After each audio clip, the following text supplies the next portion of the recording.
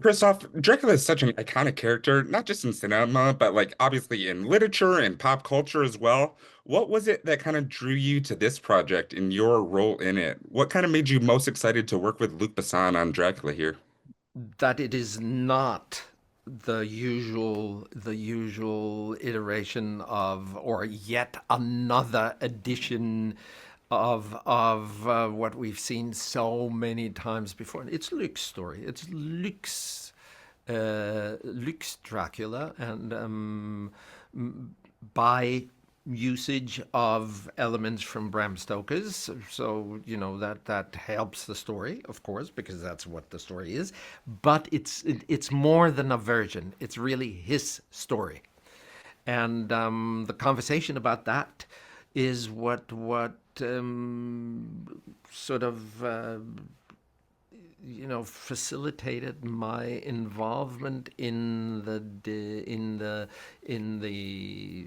yeah, in a way, discussion about what this story is, what it could be, and it my participation as an actor kind of emerged, and I love that fluid transition from conversation into action.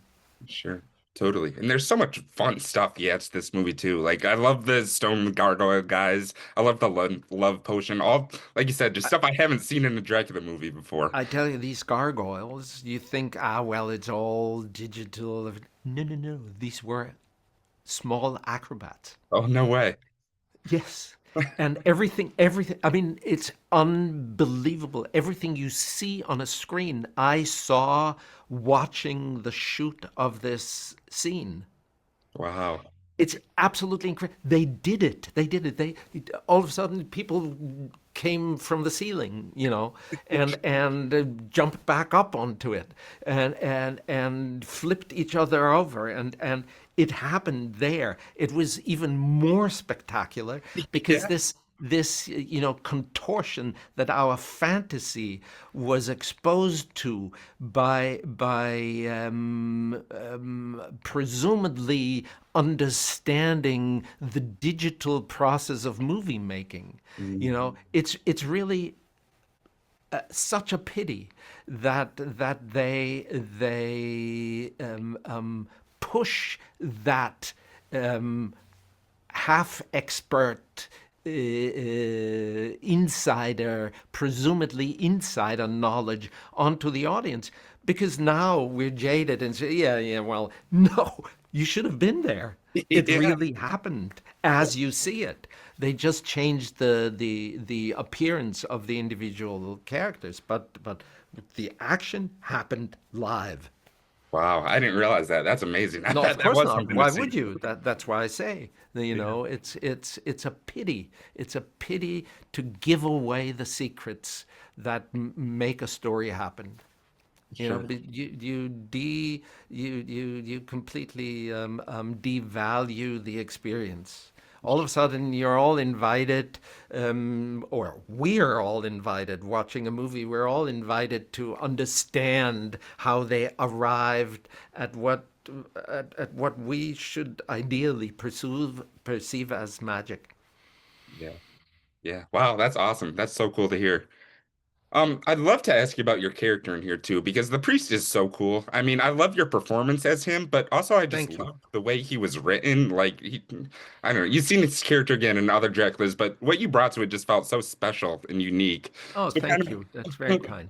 of course, when you were reading through the script for the first time, though, what was it about the priest that really like jumped out to you the most? Like, what kind of aspect of him were you most excited to explore and like portray on the big screen? Well, thank you for saying the word explore, because that's really what I'm looking for when I read a script. I'm not really, especially if it's an early draft, I'm not really looking for a product that then can just be flipped over into a performance. We're always talking in terms of results, and it's not the right best approach.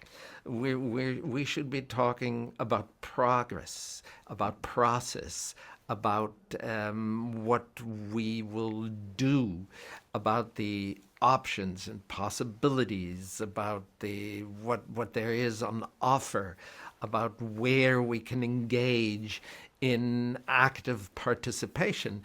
The result will be at the end.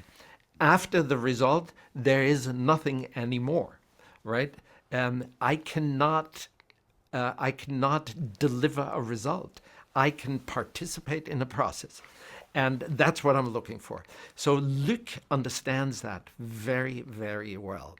And that's why he engages actors early on in not in letting them write his script, not at all, but into finding, exploring, discarding, picking up again, putting in different contexts, in like a real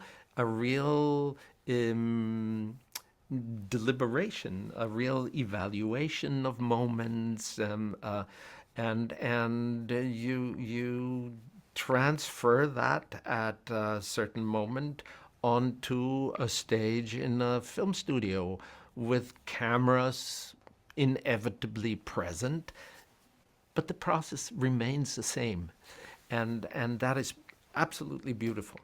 Sure. Totally, totally. And it kind of jumps into what I want to ask you next too, because in talking about exploration and like finding these characters, I bet a lot of that has to do with collaborating with your director. And I mean, you've worked with some great people before, like Quentin and Guillermo and all them, and I know you can't like compare those experiences because everyone brings their own thing to a table. But what did you feel that like Luc Besson kind of brought to the table in kind of allowing you to explore the character?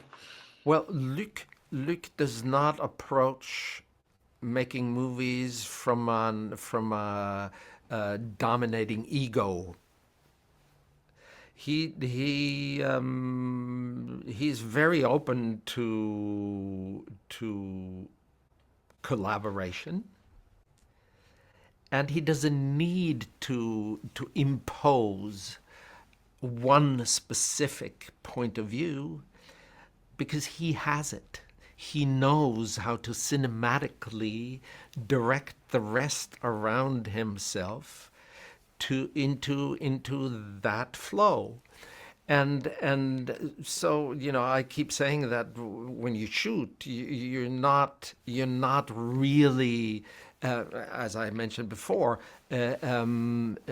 producing a result.